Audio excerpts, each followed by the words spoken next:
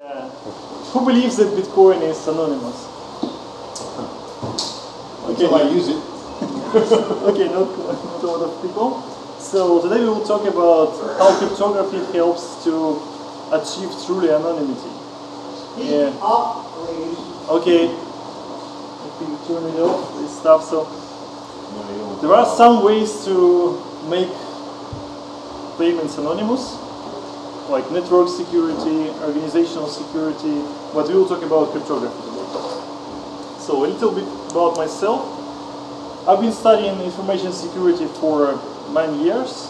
I've got PhD in it, and I have some developer and management background, and right now I do cryptography, research, coins, and yeah, I'm a cryptocurrency enthusiast. And obviously a model too, right? So, why do we need to care about that? So obviously, you know that each banknote has a serial number, right? But would you feel comfortable if you know that bank, when you withdraw money, the bank records every serial number of every banknote that you've got, and then tracks them? So imagine that situation. Don't they? And banks know which banknotes exactly in your pocket. Would it be good? But that's exactly what happens right now, honestly. So, bank can issue that's my awful picture. Haven't found anything better. So, when it gives us notes, every of them has a number. And when we pay to each other with credit cards, so electronic payments, bank knows exactly which money have you spent, how much, for whom, for which services, etc., etc. So this happens right now with electronic money. And with Bitcoin, it's not much better, because neither existing electronic money services nor Bitcoin ensures these three major features of anonymity, which is immutability, untraceability, and anonymity. So it's very easy to understand which transactions are related right now, and very easy to understand who is the sender and who is the recipient. And obviously, right now in electronic money, it's easy to understand, which is not the case with Bitcoin, but still it's close. It's easy to understand who spends money. Exactly, what's the identity? If you are curious about anonymity in Bitcoin, you can check these two links. They show the analysis how to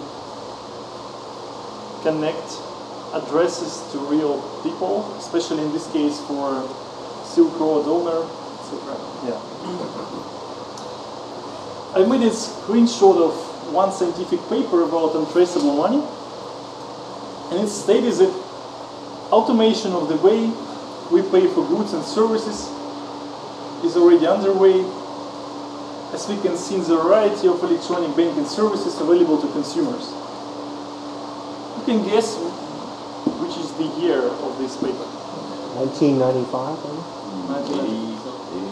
82. Looks like it's actually exactly. typed, so 32 years ago. So the guy states that banking services, a variety of banking services available to consumers. 32 years ago. I wasn't even born at that time. What? Yeah. So we are going to speak about 4 major blocks of building anonymous payments right now. And we will start from blind signature. That piece of paper was about blind signature from 1982. So as you can see that most of them were developed quite a lot far away, a long time ago. If you have some questions about how crypto money was developed before Bitcoin, you can check this link. It explains some stuff, which system were present there. So let's start from blind signatures. Yeah, while you're enjoying this picture, prepare some stuff. So What kind imagine, of anonymity are you talking about? So what is blind signature? Is it still digital signature scheme where the content of the message is hidden from the signer? The best example that you can imagine is a notary, and you don't want to show the notary papers that notary will sign. So for example, you have a lot of bitcoins, and after you die, you want to leave them to local Bitcoin meetup organizer. That's a good idea. But you don't want notary to see how much you have right now, because it's dangerous. So how it works with blind signatures? You just put something on top of it, and you show it to the notary. Notary sees that will is correct, well formed. It has your signature, to and from, whatever, and he puts his signature. And then, so put it, we have a wheel, and when you remove the winding factor, you have a normal wheel, and you can actually present it. So after you die, before you die, you can sleep well. Your money is in good hands. So it means that if notary has tons of wheels every day, it's not possible for him to track whose is this wheel, even after it's presented. So features of blind signatures: that anyone, after it's signed, can check the signature on the message on the document.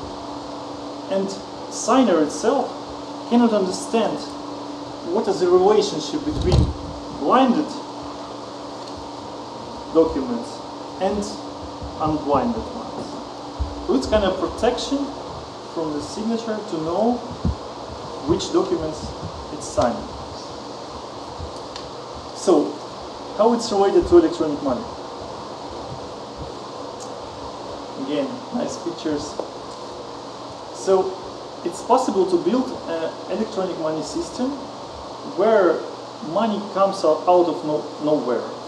It just banknotes come into merchants, and bank cannot see who was the owner of these banknotes. That's it. So just somebody's like with cash. Yeah, okay. So banknotes just appear in the system, and bank cannot trace who was the originator of the transaction. So how it works exactly? Alice, she's always in this place. She wants to create a banknote which will be signed by a bank. Each banknote obviously has a signature on it, signature of a bank. So she creates a random serial number, which is also a property of each banknote. She blinds this code and provides it to the bank. Then bank, so she looks like this. The bank signs the banknote and debits Alice's account. So if Alice has like $1,100 on her account, it will be 99. Bank signs $1 for Alice. Then Alice unblinds the banknote and she can spend it right now. And when she pays to the merchant will provide the banknote to the bank, and bank will check that his signature is correct and serial number was not used before. That's the idea of serial numbers. So, in graphical way, Alice creates a $1 banknote. It's like electronic money in exchange for fiat money deposited in the bank. But she covers the serial number. Then bank signs, so we have a signature right now, but bank doesn't see the serial number. Then after Alice unblinds, she has a fully working banknote with a serial number and the signature of the bank. So, how it works with mathematics? In case of RSA, which is the simplest way to show, is that we have a serial number M, and bank has a key pair E and D. E will be public key, D private key. So just normal key pair. And then when Alice needs to obtain signature on M, which is banknote, she creates a random number R of the power of E, of the power of public key of the bank, and she creates a blinded number, blinded serial number. Then bank signs it, the full blinded message, and the result is sent to Alice. And Alice easily can unblind and receive the signed banknote from the bank. So it's quite easy, just to, yes. One question. Is in step 1, is it also modulo big N, or is it not modulo? It's all, yeah. Okay, everything's modulo. Yeah, right, just not to put a lot of stuff. Just modular arithmetics over Earth rings or groups, finite groups, whatever. So, for example, where it's used right now? It's used in ZeroCoin, for example. In a feature dark send, where this sender, the person who wants to mix coins, sends Bitcoin inputs, coin inputs, and blinded outputs of the transaction. And then after reconnection, and reconnection is done through Tor network, the user provides outputs. And then everybody can see that this output represents the blinded output, but nobody can understand which one exactly. So, blind signature needed to prove that provided outputs belong to one of the participants. So in this way, this dark send feature works.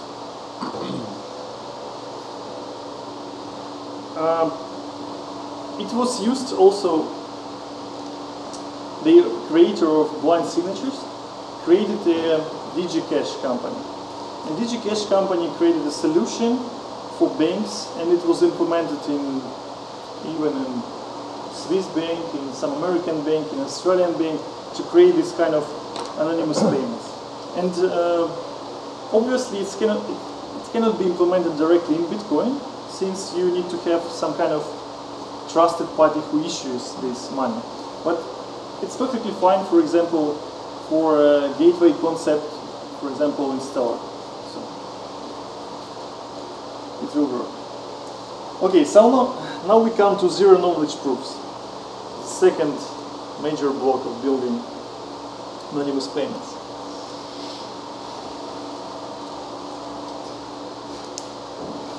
So, idea here is that somebody, Alice, can prove to the information that she knows some information, but without revealing the information.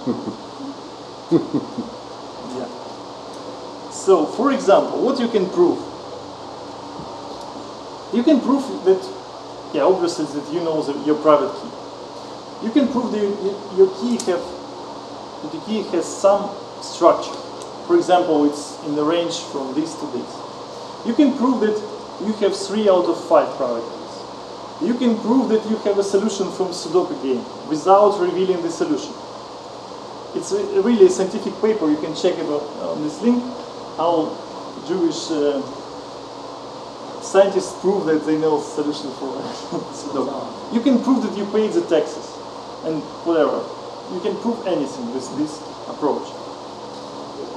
So how it works?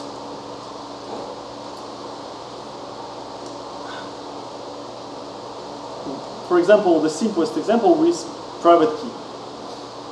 If Alice needs to prove that she knows a private key, X, such as that G in power of X means Y, where Y.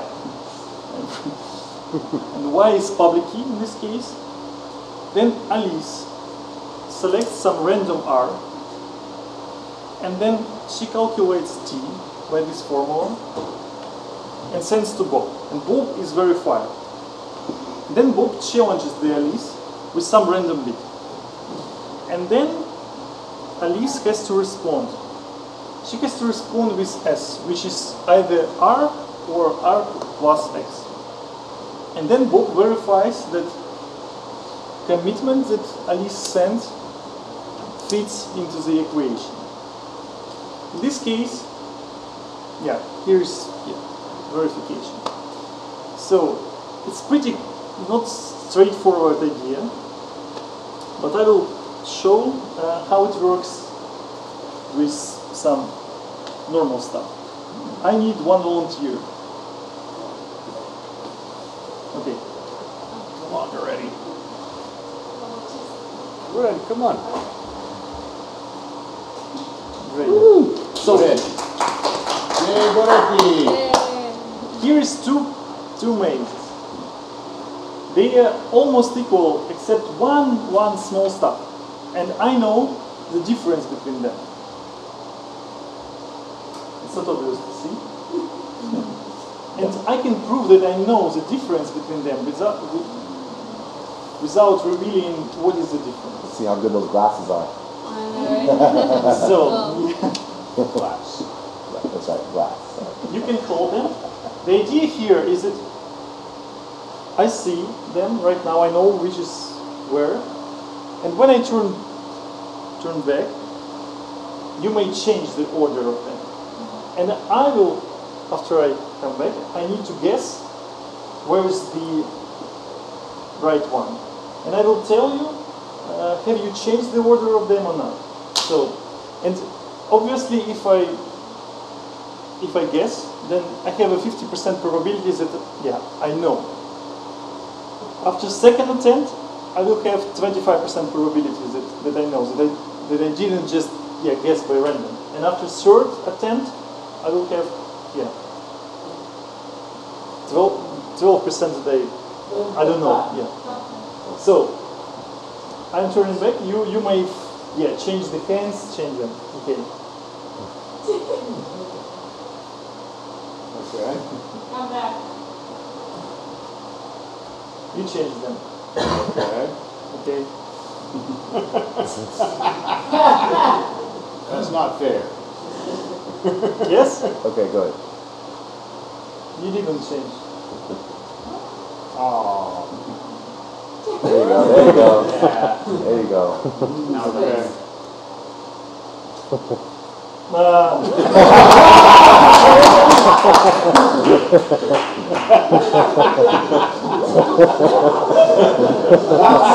You changed. Yeah,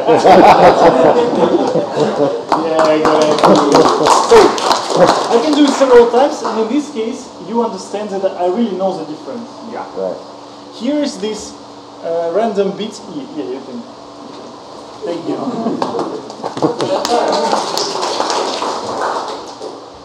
So, idea here is that you protect the knowledge, the private key, which is X, with one-time random key R. And R masks X. X is your private key, and they never disclosed at the same time. So, in the same round of proving the knowledge of your private key, you either disclose R or R plus X. And you have to be careful, because if you select the same R for the second time, your key will be exposed. So, yeah, protocol is performed several rounds, usually, and yeah. So, probability of cheating on each round is 50%. But after n rounds, probability of cheating decreases significantly. So, after 10 rounds, I had only 1,000th chance of guessing the right X, of proving something that I didn't know, if I didn't know that. So it works with a technique named cut and choose. So to fool Alice, to fool Bob, to prove that she knows X, but in reality she doesn't, she has to guess random bit E, which is 0 or 1. And in this case, she have a chance to prepare the commit, and commit is this, just G in the power of R. She can prepare the commit appropriately. So if Bob asks 0, then the commit is usual. So Bob asks actually to provide a correct root of element that was a commit. And if Bob asks E equals 1, then Alice tends to know this. Then Alice can calculate the commit up front, for which she doesn't know the correct correct root. But Bob still can check it and sees that everything is fine. So, but for Alice, the chance is to guess the random bit of Bob is just 50%. So that's how it can be explained. You may ask why it's so complicated. Why don't just sign a message with private key and show that I know this private key, because it can be verified with public key. The thing here is that in this case, Alice has to sign something that Bob provides. So if I'm a verifier, I will probably ask you to sign something that you never signed before, because otherwise you can provide something that you already had. And it means that Bob can actually provide an Alice a hash of selling soul contract. That's it. So it's a very dangerous thing. In cryptography, you have to try to omit any kind of oracle services when you decrypt something or sign something random. And the second case is it obviously will not work for a Sudoku case, because solution of Sudoku is not a private key, you cannot sign it, something like that. The next thing is that protocol of proving that I know the secret is interactive. It means that I can directly communicate with Alice, and I mean it has to be internet connection, and it means that I as Alice, I can charge money for every verification, for example, of my signature. It's the same case when notary can charge money for proving that his signature is correct under the will. So it's quite interesting user case that wasn't implemented anywhere yet. And at the same time, you can build non-interactive proofs. So I can prove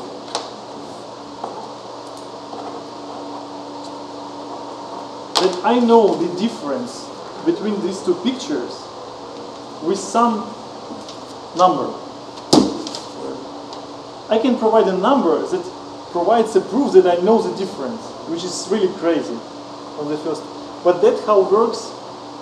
ZeroCoin, ZeroCash, Monero, they provide a non-interactive proof of knowledge of some private key. A pretty cool idea. So in ZeroCoin, for example, these zero knowledge proofs are used to provide a proof that you know some coin that you deposited before, and you have a right to withdraw it right now. And you don't need to trust anyone. That's a very cool idea. This pool of coins can be built just as entity in the system, which is not controlled. So now we come to one-way accumulators, which is also not super easy to explain. So one-way accumulator is a kind of hash function which has an input and has a result. And the feature of these accumulators is that you can put the inputs in any order you want, like ingredients in your salad. It doesn't mean in which order you put them. So in mathematical notation, if you do kind of hashing, it doesn't matter in which order A, B, C are handled. So let's show some example. I need 3 volunteers. Oh my god. It was a coin pool. Okay, I need 3 volunteers. There's a couple more over there too. I will show how ZeroCoin works, for example. Oh, come on, bro. 1, 2, 3.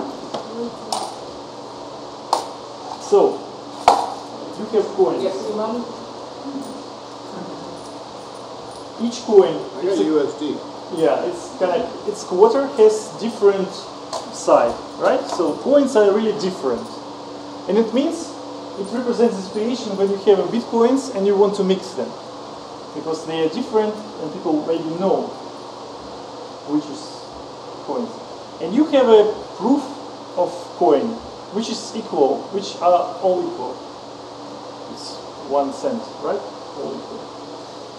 So the thing here is that you put in the coin pool some coins and you take coin proofs, the same amount that you put. So you put for, just remember which coins you have. There's no serial code. And you want to mix it? Yeah, mixer, yeah, but so you put it here and you Both take, of them? yeah, Or you you here? can take one. And you take two proofs. Right. Proofs, yeah, this, this one. I think so. Yeah, I get 2 pennies. that's right. I'll keep it It all. usually doesn't work like that. You don't trade O2. Okay. So I got my proof that I put in 2 coins. Right. So now everybody has a proof of putting here a coin. And this pool is not controlled by anybody. It's just, I mean, it's a smart contract. And now you, after some time, to not being traced, you put here, for example, 1 proof, and you withdraw 1 coin. Any coin or is the coin? I Any put coin, any coin, yeah. Does So it it will relate- be, for sure, a different coin as soon as a lot of people use this pool. And you can do the same.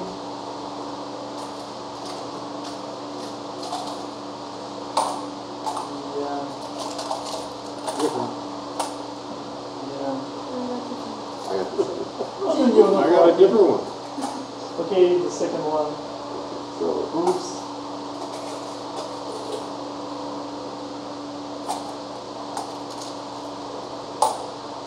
different again. What the heck is this? Singapore.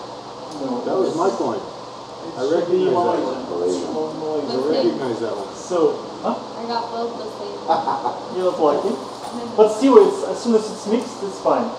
So that's how mixer works. You put a coin and you withdraw the coin proof, and at some time you take a coin proof and you withdraw a coin, and you mix your coins all together. You can put it here again. We're done. So, thank you. Yeah, good. So, with this kind of crypto, you can build a hash which is the same for, for the same set of coins or members in the database, even if the order is different. It's pretty important, yes. You want to put in the same amount of coins? Yeah, you put the same. No, it's not obligatory. Everybody can put 1 or 5 or 3. Just you have to select. You have to take a relative amount of coin proofs. 1, and I put in 20. Yeah. When I come back and take right, out 20, right. everyone knows who I was. Yeah. Yeah, for sure. The coin pool has to have coins that's enough to to mix your You coins. want to take out 10 and put it out later. Yeah, it can be. If you put in a specific amount each time, and everybody kind of agrees on that, then you're not going to lose. So, and these one-way accumulators, they work perfectly together with zero proofs. So when you provide this coin proof, in digital way, obviously they're different, these proofs, because you cannot build the same, otherwise you can copy them. So how it works is that you provide a proof that you know some coin proof out of the pool. You're not specifying which one, which is really cool. I will show how it works. So yeah, and this tool allows to build you a short proof of membership. Your coin, it means that you're a member of this pool.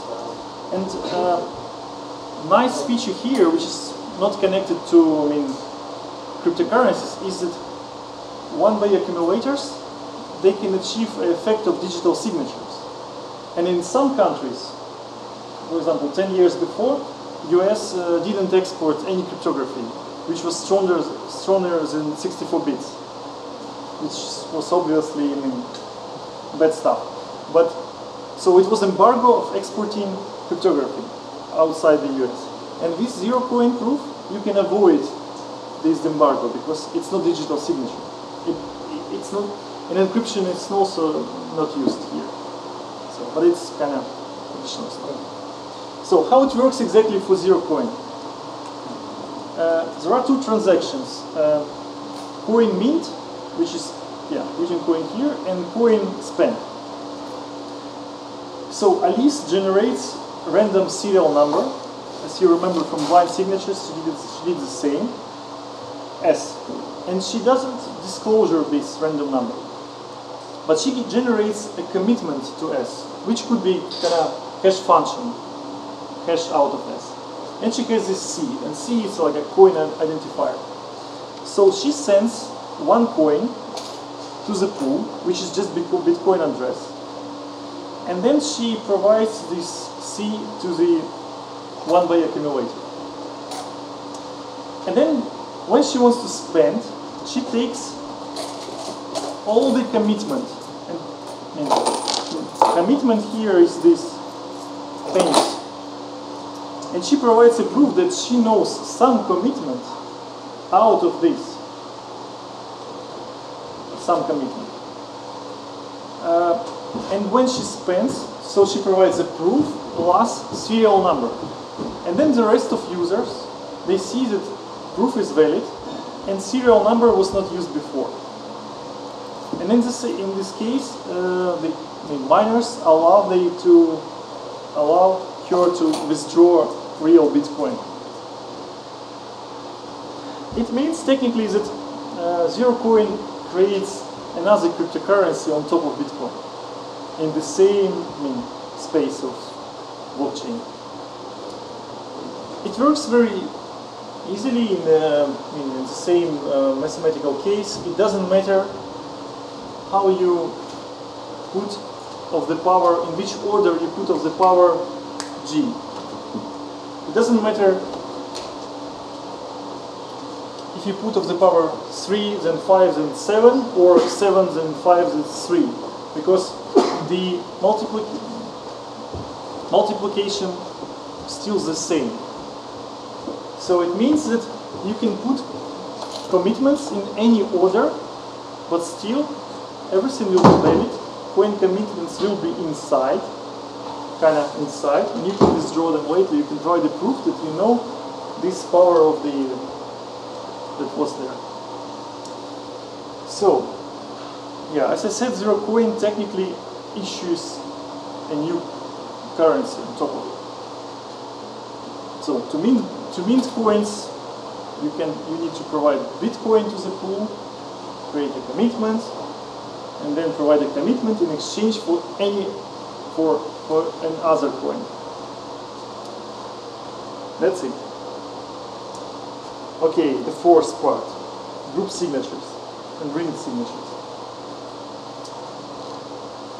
So, group signature is the cool stuff, cool crypto that allows you to sign something on behalf of the group. So, for example, bank has 10,000 employees, and each employee has a special public key. And you can sign a document, and person who will verify your document will see that somebody out of the bank created the signature. But there is no way for him to understand who exactly. And there are some features, so yeah, only members of this group can create the signatures. Anonymity is preserved, so person outside the verifier cannot check who was the signer. And even if signer produced two signatures, still no way to understand was it the same person or not. But in group signatures there is a moment that is not usable for cryptocurrencies. It has to be a group member. It created the group of these people and it manages this group, whatsoever. And this person can reveal who was the actual signer. That's why we need ring signatures. In ring signature, you don't need any kind of group up front.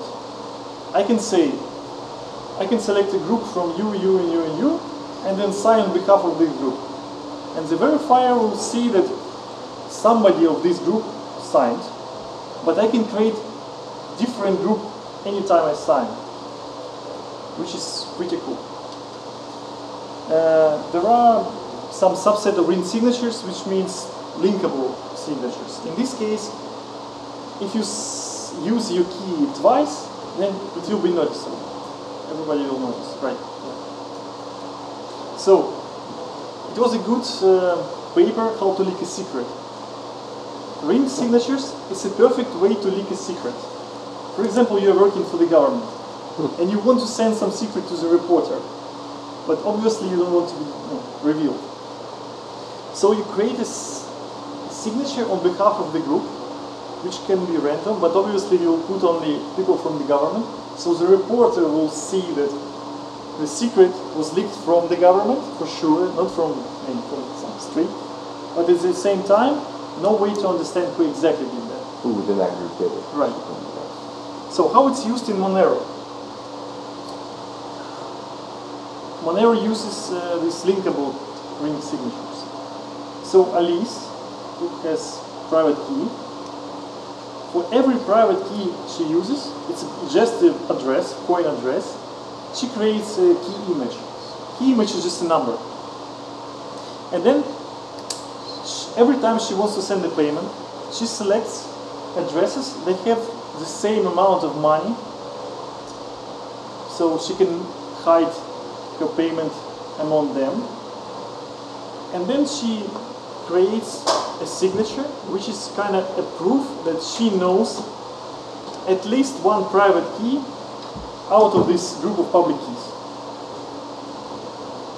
which is kind of interesting. And then she adds her key image. And afterwards, miners check that the signature is valid.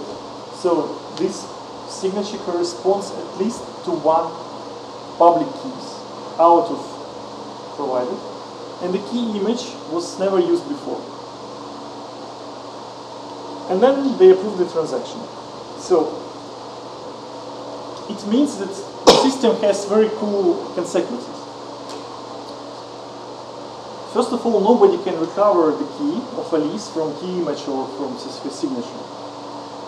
And signer cannot make two signatures with having the same key. But recipient, in this case, recipient of money, will not understand who exactly sent money. So it's kind of somebody sent money to me. I don't know who. Somebody. Wait, so you know that it's, let's say, 5 people she's yes. using as her proof. It's one of the 5. One of the 5. One of the 100. I mean, the user selects this anonymity set. It could be 1 out of 1. In this case, it's not anonymous.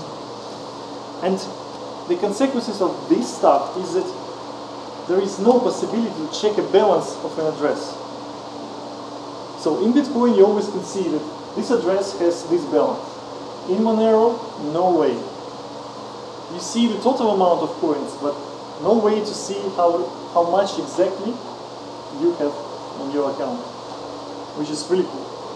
And it's also possible to do, it's not implemented, but I've seen this research, it is possible to pay to somebody. So, I mean, you can pay to 5 people, but only one can, to 5 addresses, but only one address can redeem the payment, which is mixed, which mixes even more this stuff. Yeah. Is it possible to implement ZeroCoin style protocol in Bitcoin? In Bitcoin, yes. Monero, no, because it has a different code base. And also in Monero, addresses are used as soon as you have this property of key image that has to be used only once. Addresses are used only once. So you have to move all your money to new addresses when you pay. Okay, that's probably it. Now, here's some analysis how Bitcoin payments can be traced. There are simple case and complex case. So just, I will share this presentation. If you are interested, you can check how payments can be traced. Thank you for listening.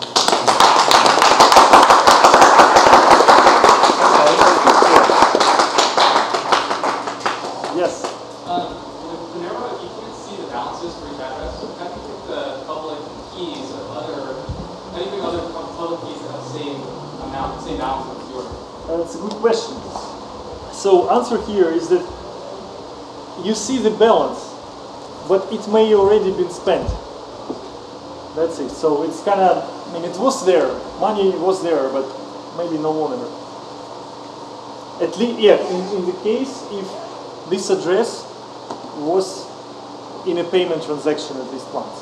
If it wasn't, then you can say that this amount stays there. Yeah. You had a question, no? Yeah. I was listening to an interview over the weekend, and it was a journalist that was involved with the breaking of the Snowden situation, and he was talking about the challenges of journalists using encryption. Right. So we've got the stuff in the marketplace, and we've got the need for journalists to protect their identity, but the usability wrapper is still pretty onerous. So I'm wondering, with all these scenarios and things, how does this all mesh? So we've got the GUI to do stuff, but can you comment on the usability wrapper to increase its actual use? Here is the thing that attacker, who in this case will be the government probably, they will not break the cryptography. They will break the biggest part of the chain, which is network security. So you don't need to break algorithms, you just install keylogger or some kind of malware to the journalist's computer up front. Yeah, for now I know that every processor that is sold on the market has special stuff inside.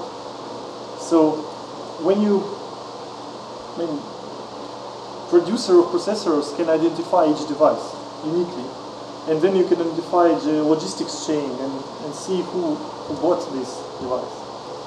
So it's really not easy to hide if somebody serious wants to reveal your identity, but at least you have to know some techniques. Yeah. I want to comment on that. So there's an open hardware laptop that is being built now. It's called Novena laptop. And all the hardware of it is open hardware. And I believe it doesn't have that feature of having a number. And it's open hardware. You can get the components, build it yourself, or you can buy it. They are starting to produce the first units. But unless you can manufacture that yourself, you have to trust the one that builds it, and Right. or the guy shipping it to you, not to tamper with it. Or you can buy the components and then build it. Yeah. If you can build it yourself, but usually the You obviously can mix it, because if you buy 100,000 pieces, then you can mix it, but still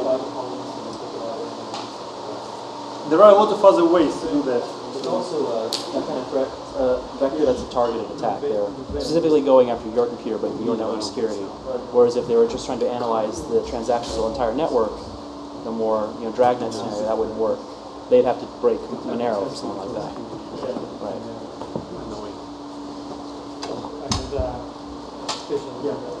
I noticed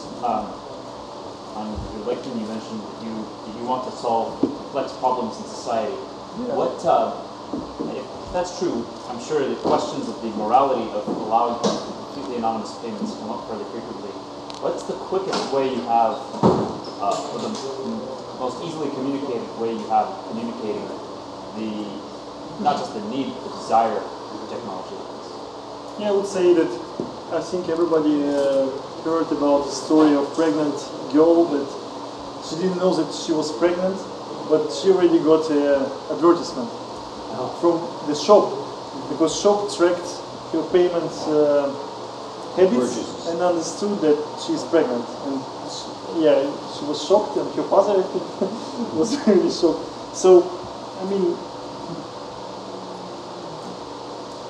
unless you have a way to prove that the bank